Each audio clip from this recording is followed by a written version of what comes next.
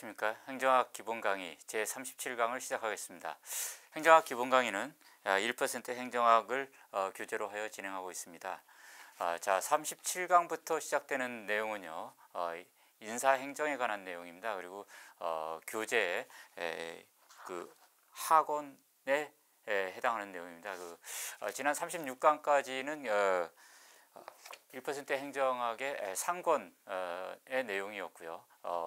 이번부터 37 진행하는 37강부터의 내용은 1% 행정학의 학원에 해당하는 내용입니다. 교재의 양이 워낙 방대해서 상권과 학원으로 이렇게 두 권으로 분리해서 이렇게 편성하였음을 안내해 드리는 바입니다. 자, 37강의 주제는 교재 제5편 제1장 인사행정의 기초원리가 주요 내용입니다. 교재를 함께 보시면서 공부하도록 하겠습니다. 자, 인사행정이라 하는 것은 재무행정하고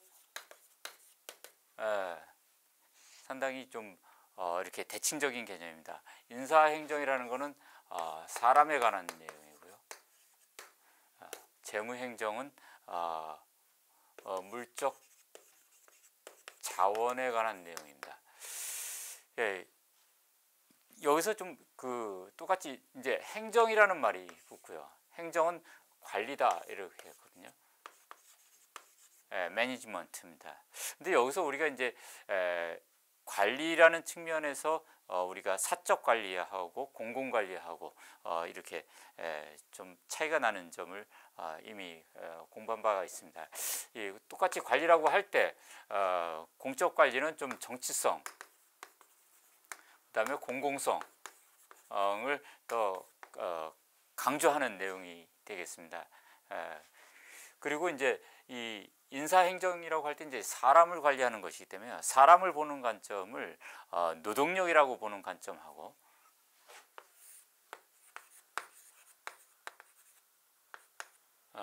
그 다음에 요거를 하나의 자원으로 보는 관점 이렇게 두 가지로 나눌 수 있겠습니다. 그래서 전통적인 인사행정은 사람을 하나의 노동력, 비용 요소라고 봤습니다.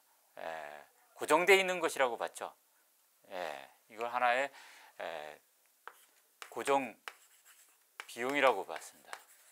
이것에 대해서 이거는 투자할 자산이라고 봤습니다. 자산이라고 보는 것이 자원이라고 보는 관점이 되겠습니다. 자, 전통적인 인사행정이 이제 노동력이라는 관점에서 보는 것이었고요. 현대적 인사행정은 점차 이렇게 인력을 자원으로 보는 관점으로 전환되고 있습니다. 자, 인사행정은 전반적으로 그 흐름이요. 교재에 나와 있듯이요. 인적 자원의 어떤 그 수급 계획을 수립을 해가지고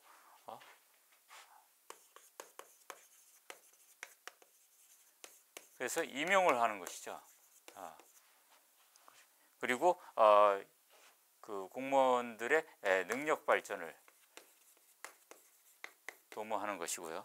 그 다음에 동시에 또 동기부여를 해서 사기를 제고하는 것이고요. 그 다음에 통제 및 환류. 여기서는 이제 특히 성과평가가 핵심이 되겠습니다. 자, 이런 그 순환 과정을 거치는 것이 이제 인사 행정인데요. 전통적으로 이제 인사 관리하고 인사 행정이라는 것은 상당히 다른 측면을 갖고 있습니다. 우리나라도 이제 정부조직법하고 근데 국가공무원법 이런 데에서 이제 그 공무원의 어떤 그 직제들을 명확히 규정을 하고 있고요. 그다음에 공무원의 어떤 그 분류라든가 그다음에 어떤 그 임용 체제 이런 것에 대해서 법에 의해서 명확히 규정을 하고 있습니다. 이런 면들은 사실상 그 사기업체에서 운영하고 있는 인사관리하고 상당히 많이 다르고요. 지금 이 임용 과정에서 되는 부분에 있어서도 지금 여러분들 이 본 강의를 듣고 계시는 많은 수험생 여러분들이 다 대부분이 이제 공무원 임용 시험에 대비해서 준비하기 위해서 공부하는 분들 아닙니까? 그 기업들 같은 경우는 지금 많은 경우 채용을 위한 필기 시험은 다 많은 경우 이제 폐지를 한 단계고요. 그리고 이제 대기업 중에서도 아직 그 필기 시험을 일부 존치하는 경우에도 그 필기 시험의 비중을 상당히 낮추고 있는 그런 단계입니다. 그럼에도 불구하고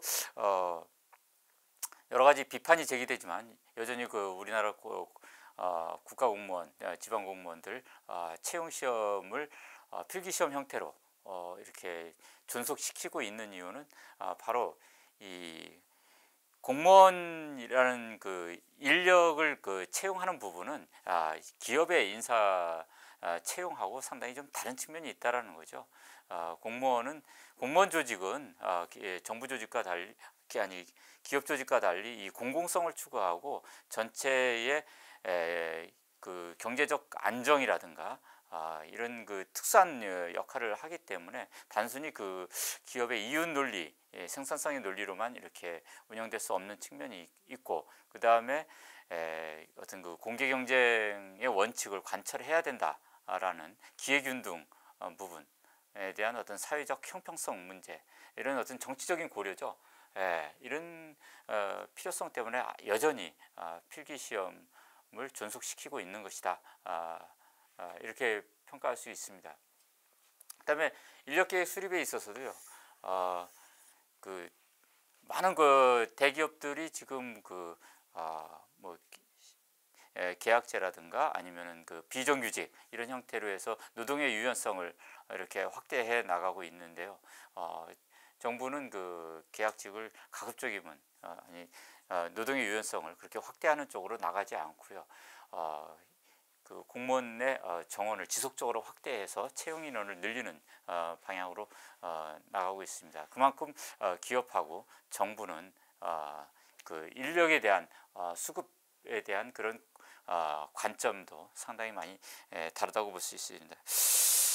자, 이런 차원에서 이제 현대 인사행정이 이제 기업의 인사 관리하고 차이점이 있다라는 걸 주의해서 보시고요.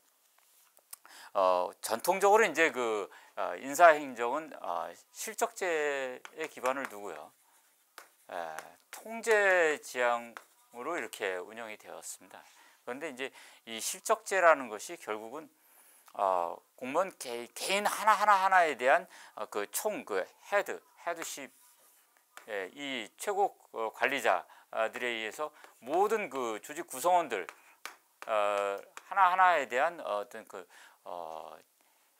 직무와 그 다음에 일의 성과 이런 것들에 대한 관리 통제를 통해서 운영하겠다라는 그런 통제 중심의 관리 체제거든요. 이런 것이 이제 어떤 객관성을 확보할 수 있고 성과 중심의 체제를 확보할 수 있다는 점에서는 장점이지만 상당히 좀 경직성을 초래할 수가 있습니다. 그래서 오늘날 행정 환경이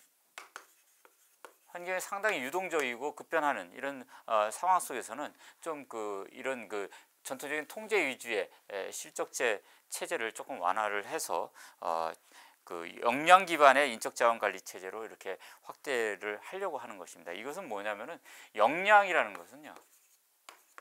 영어로 하면은 이제 컴피턴스거든요.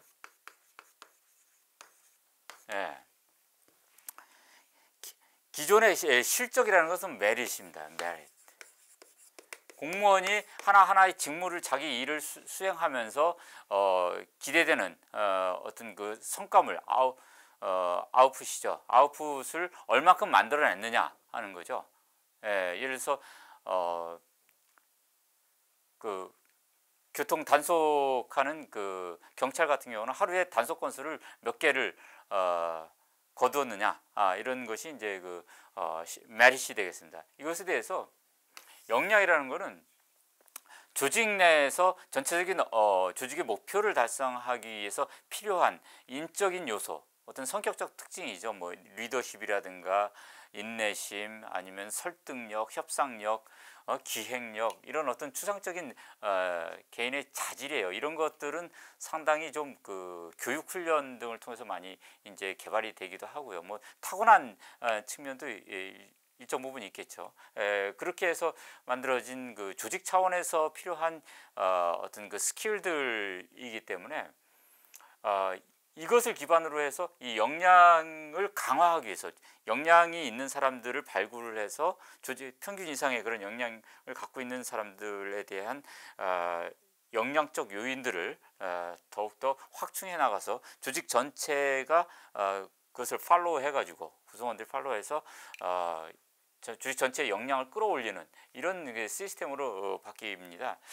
그래서 이런 것을 이제 역량 기반의 인적 자원 관리 체제다, 이렇게 하고 있어요. 그러려면은 사실상 전통적인 그 실적제를 기반으로 한 통제 중심의 인사 행정 체제에서 역량 기반의 적극적 인사 행정 체제, 좀 개방형 융통성 있는 인사 행정 체제로 이렇게 바뀌고 있다라는 것입니다. 지금 현재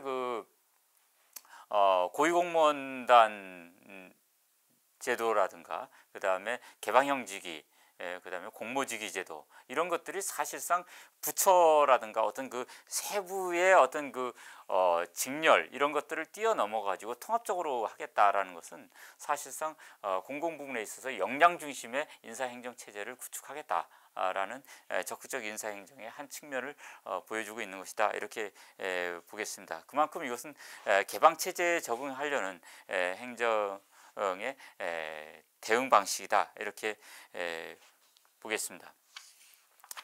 자, 다음으로 우리가 인사행정에서 검토해야 될 것이요, 인적자본론이라는 얘기입니다.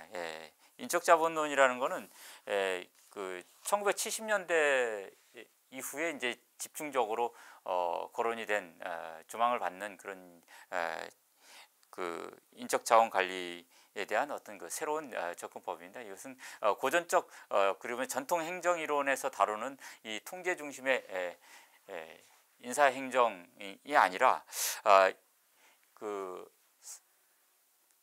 공공조직 내부의 사람을 하나의 자원으로 보고 투자 자산으로서의 성격을 강조하는 그런 그 새로운 접근법인데요. 기본적으로 이제 그 인간관계론이라든가, 그다음에 후기 인간관계론, 그다음에 1960년대 때 굉장히 융성했던 그 조직발전론, 그러니까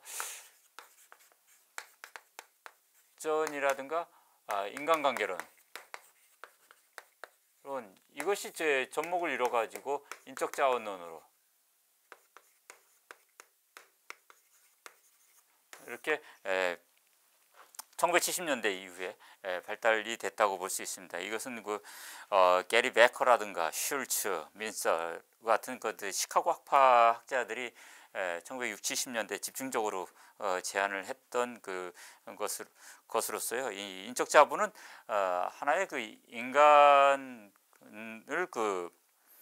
고정된 노동력으로서 보는 것이 아니라요, 내재된 기술을 강조하는 것입니다.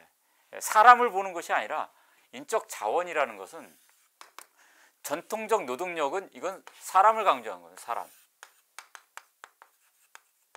그래서 동질성을 상당히 강조한 하는 것입니다. 이것에 비해서 이것은 내재된 기술이에요. 그럼 내재된 기술이라는 것은 역량으로 평가될 수도 있고요. 종합적으로 세부적인 작업 기술도 내재된 기술의 하나죠. 이런 것은 일정 부분, 일부분은 타고난 것도 있지만 상당히 교육 훈련 등을 통해 가지고 개발이 되는 것이거든요. 핵심적으로 결국 이제 교육 훈련을 통해서 이것을 디벨롭하게 개발해 가지고 거기서 나오는 내재된 기술의 향상, 개선을 통해서 조직의 어떤 생산성을 향상시키자 하는 그런 접근법입니다. 그러면 이제 우리가 노동 시장을 볼 때요, 이 내부 시장과 외부 시장이라는 것이 있습니다. 우리가 이제 이 행정 조직은 이 안에서 이 조직 구성원들을 관리하는 것이 내부 시장이고요. 밖에서 이 외부 환경에 있는 노동력을 새로 임용하는, 채용하는, 노동을 채용하는 이것을 외부 시장이라고 합니다. 자, 우리가 이제 이 인적 자원론은 기본적으로 이 내부 시장을 강조하는 겁니다. 내부 시장. 이 노동력을 채용을 해가지고 그냥 실적만 평가하는 통제 중심의 관리를 할 것이 아니라 각 부분에서, 각 조직의 각 부분에서 인적 자원들이 디벨롭트 될 수 있도록, 즉 내재된 기술이 개발이 되고 축적이 돼서 조직 전체의 생산성이 개선될 수 있는 관리 시스템을 만들어내자라는 거예요. 그것은 사실 여기 탑에서 획일적인 그 관리 체제를 만들어가서 전 조직에다가 이렇게 적용해 나가는 전통적인 고전적 관리 시스템, 과학적 관리론의 그 방법론으로는 그런 목적을 달성할 수 없다라고 비판을 하고, 우선 이 인적 자원론에서 주장하는 내부 시장론은 원칙은 우선 분권합니다. 인사 관리를 분산시켜서 각 부서별로 일정한 단위 체제로 분권화시켜서 각 부서별의 인사행정 체제를 정립하자라는 것이고요. 그 다음에 이제 이 구성원들에 대한 성과 관리를 하자는 거예요. 이때 성과 관리는 단순한 실적 중심의 성과 관리가 아니라는 거죠. 이들의 그 성과에 대해서는 역량과 관련된 성과 관리를 하자라는 거예요. 그러면 역량을 개발하기 위해서는 어떻게 되느냐? 교육 투자를 하는 거예요. 교육 훈련 투자. 를 적극적으로 확대하자라는 거예요. 그래서 경력 개발을 해 나가자. 각 구성원들에 대해서 그 커리어 디벨롭먼트를 만들어 나가자.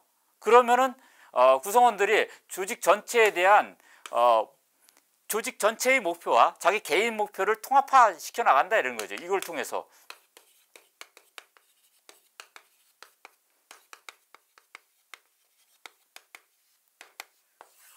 이거를 통합시켜 가지고 결국 개인들은 어떻게 되냐? 직장의 삶의 질이라고 합니다. 우리가 그 국민 전체적으로는 삶의 질을 향상시키는 것처럼 직장의 삶의 질, 직장의 퀄리티 오브 라이프입니다. QOL. 워킹 필드에서의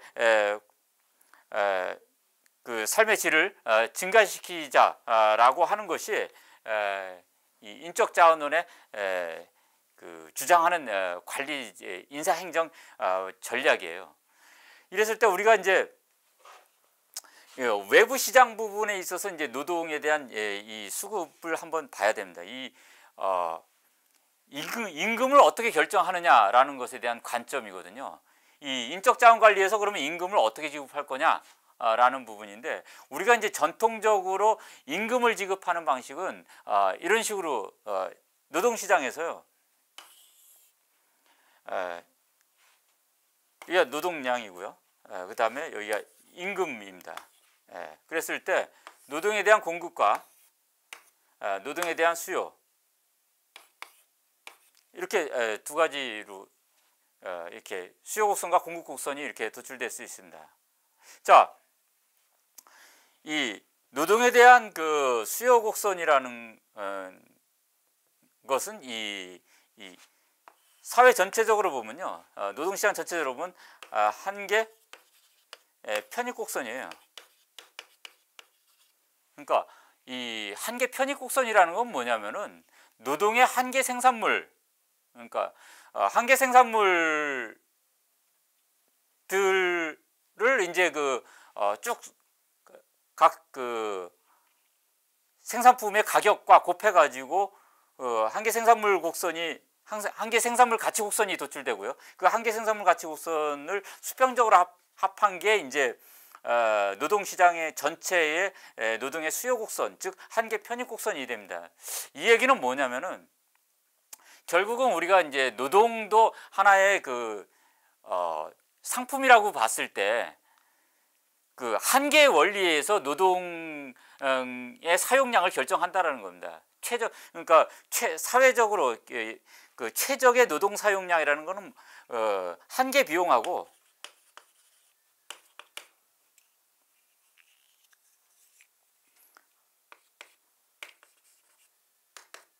한계 편익, 한계 효용이라고 할 수 있죠. 한계 편익이 일치하는 수준에서 그 노동 사용량을 결정할 때 그 사회적으로 가장 효용이 극대화되는 그런 수준에서의 사용량이라고 볼 수 있습니다. 그러면 사회적인 한계 편익 곡선은 우하향하게 되어 있습니다. 이 얘기는 뭐냐면은 노동을 한 단위 더 사용함에 따라서 사용하게 됨에 따라서 사회적으로 나오는 그 한계의 가치는 그 한계용 체감의 원리여 가지고 이렇게 우하향하게 되는 줄어드는 그런 곡선 형태를 보이게 됩니다. 그 다음에 노동의 공급 곡선이라는 것은 사회적 한계 비용 곡선입니다. 이 한계 비용 곡선이라는 건 뭐냐면은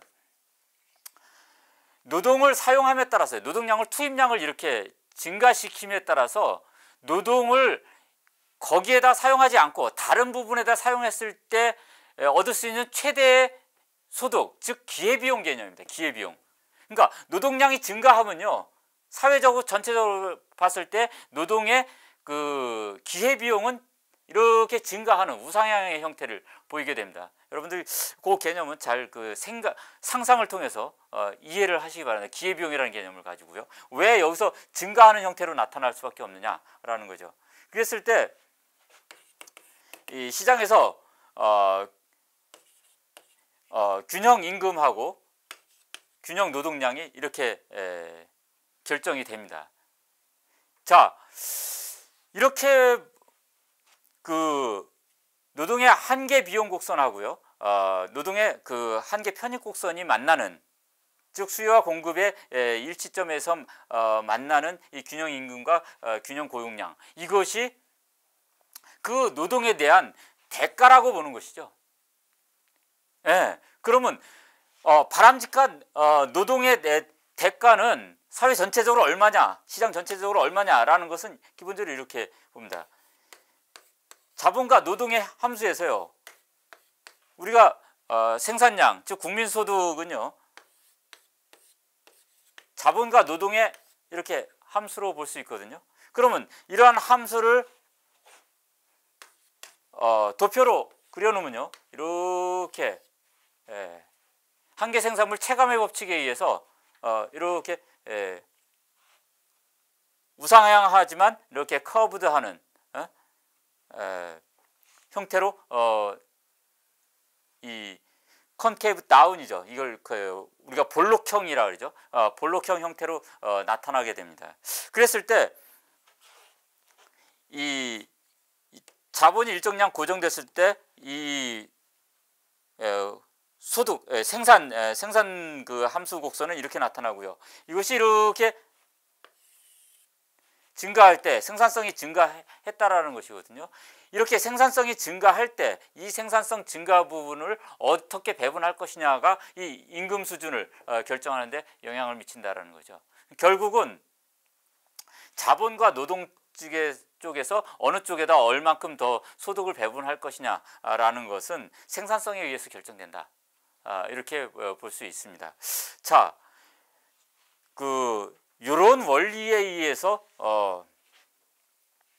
노동의 어떤 그 가격, 임금이라고 할 수 있죠. 임금이 결정되는 것이 가장 바람직한 모형이다라고 볼 수 있습니다. 물론 이제 임금의 결정에 또 영향을 미치는 요인은요, 탄력성하고도 관련돼 있습니다. 이제 우리가 탄력성이라는 개념은요, 이 노동의 수요 곡선과 공급 곡선, 이렇게 수요 곡선과 공급 곡선에서요,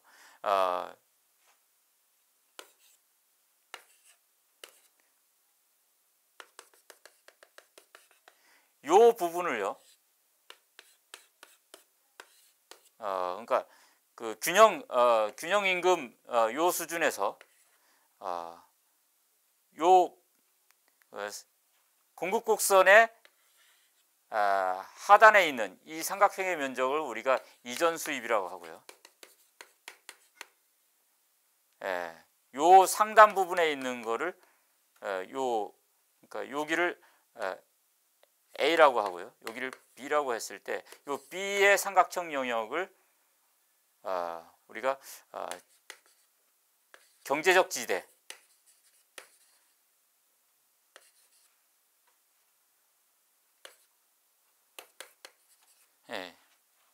이전 수입이 아니라 전용 수입이요. 전용 수입 또는 이전 수입이라고도 이렇게 말합니다. 이렇게 얘기합니다. 결국은 어떤 노동에 대해서 얼만큼의 비용을 지불할 것이냐, 즉 얼마의 소득을 가질 것이냐라는 것은 또 탄력성과도 관련되어 있는 문제다, 이렇게 볼 수 있습니다. 즉 이건 뭐냐면은 이 전용 수입 내지는 이전 수입이라는 개념은요,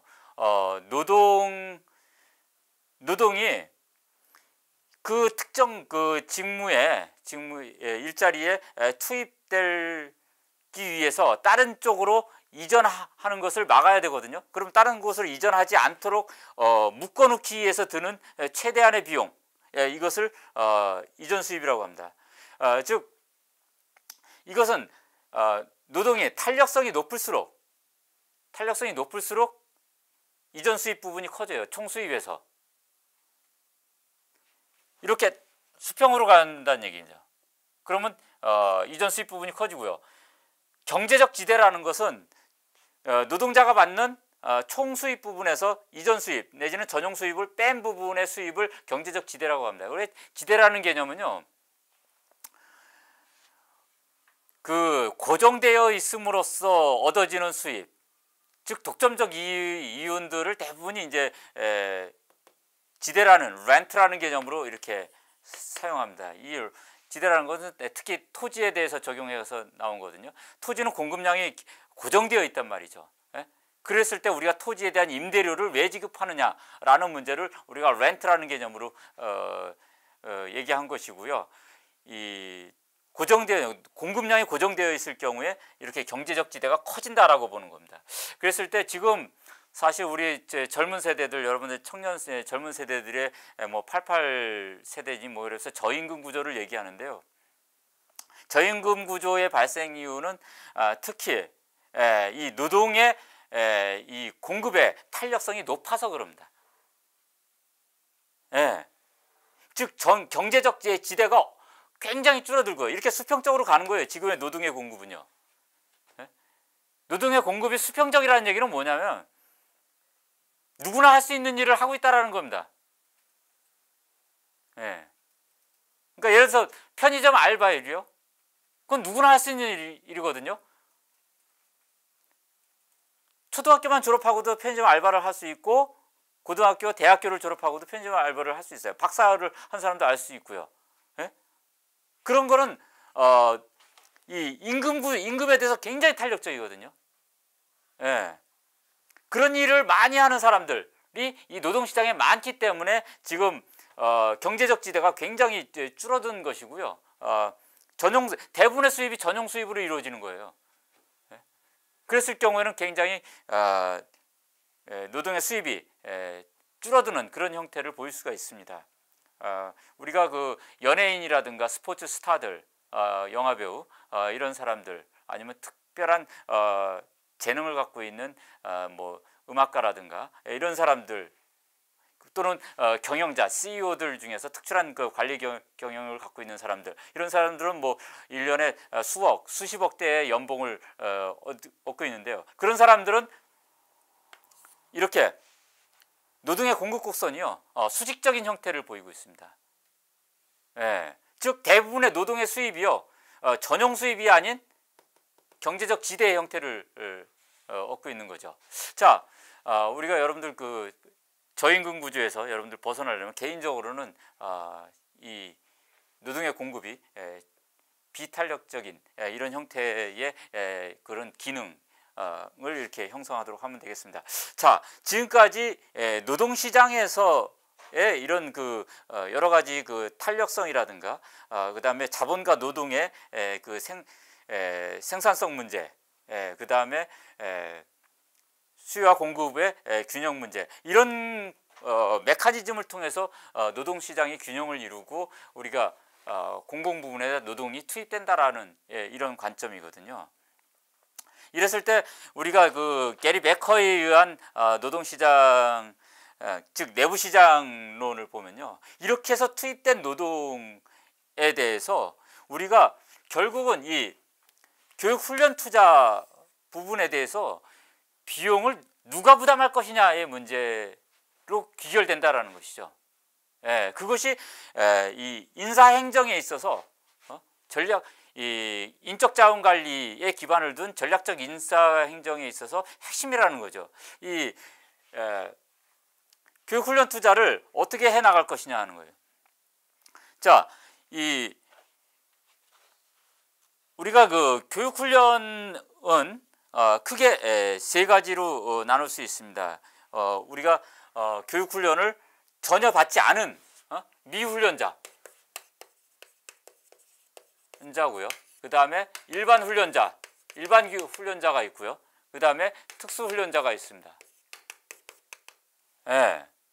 미훈련자라는 것은 일반적인 교육을 제대로 안 받은, 우리가 보통 이제 고등학교 이하 학력자를 얘기하고요. 일반 훈련자는 보통 대학이나 대학원까지 정규 교육을 받은 일반 소양을 갖춘 사람들인데, 뭐 예를 들어서 일반적인 자격증이죠. 뭐 예를 들어 토익이라든가 뭐 자동차 운전면허, 뭐 이런 그 일반적인 훈련을 받은 사람들이죠. 특수는 어떤 특정 분야에 대한 기술 훈련을 받은 사람들을 얘기합니다. 이랬을 때 이들이 소득 정점이 오는 것이 다르다라는 겁니다. 소득 정점이. 우리가 소득 정점이라는 관점에서 봤을 때는요, 미훈련자는요, 생애에서 라이프 어떤 타임이죠. 이게 전체 인간 생애에 있어서 소득은요, 인컴입니다. 소득은 초기에 저렇게 왔다가 내려가는 이런 형태를 보입니다. 이것이 미훈련자죠. 이에 대해서 일반 훈련자는 이렇게 더 늦은 시점에서, 미훈련자보다 좀 더 나중 시점에서 소득의 정점에 이르고요. 그 다음에 하강하는 이런 형태를 합니다. 특수훈련자는 가장 늦은 시점에서 소득 정점에 올랐다가 이렇게 하강하게 되는 것이죠. 자, 이처럼 그 특수훈련을 받은 사람이라는 것은 교육훈련 투자에 가장 많이 투자를 한 것이고, 이 투자의 비용을 누가 할 것이냐 하는 것이에요. 이랬을 때 이 조직이 개인과 함께 공동 투자해야 된다라는 것이 이제 인적자원관리론입니다. 전통적으로 이제 전통적인 이 관리론에서는 이 인컴이요, 이 J커브 형태로 이렇게 하고 끝나버리거든요. 이것은 어떤 게 그 교육훈련 투자와 무관하게 간 것입니다.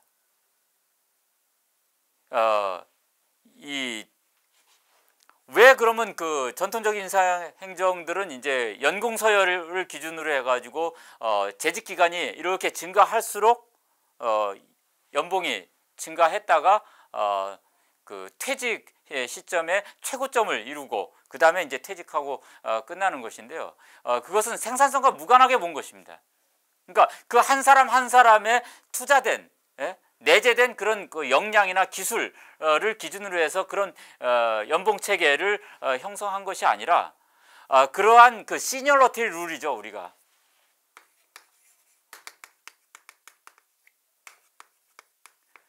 선임자입니다.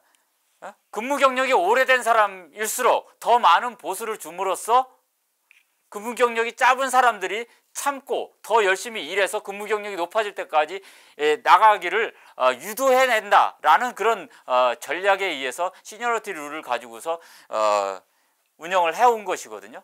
예, 이것에 대해서 예, 그런 시니어리티 룰을 비판하고 이 인적관리, 인적자원 관리 전략에서는 내재된 이런 그 기술, 즉 역량을 개발하는데 투자되는 다양한 이런 그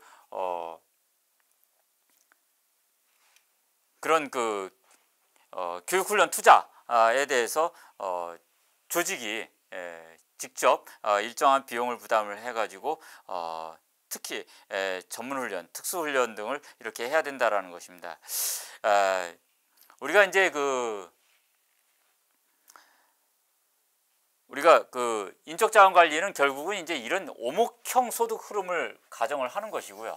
이렇게 전통적인 인사행정은 볼록형 임금을 이렇게 가정을 한 겁니다. 우리가 제이커브 곡선이라고 하는 거 나중에 임금에서 하는데요. 제이커브 이렇게 볼록형을 해가지고 시니어리티 룰에 의해서 보수를 주는 그런 전략이죠. 이런 것 점에서 상당히 다르다고 볼 수 있겠습니다. 자, 오늘날 그 인사행정은요, 전통적인 인사행정 방식, 그 통제 중심의 인사행정 중심에서 이렇게 전략적 인적자원 관리의 관점으로 전환되어 오고 있다, 이렇게 볼 수 있습니다. 그래서 결국은 그 연공서열형을 얼마나 강조할 것이냐, 아니면은 직무 중심의 컴피턴스 중심, 역량 중심의 그 인적자원 관리를 할 것이냐 하는 것이 지금 그 두 가지 대립적인 흐름들이 서로 맞물리고 있는 것이 현대 인사행정의 전반적인 특징이라고 볼 수 있겠습니다. 자, 지금까지 인사행정의 기본 원리에 대해서 설명을 드렸습니다. 자, 감사합니다.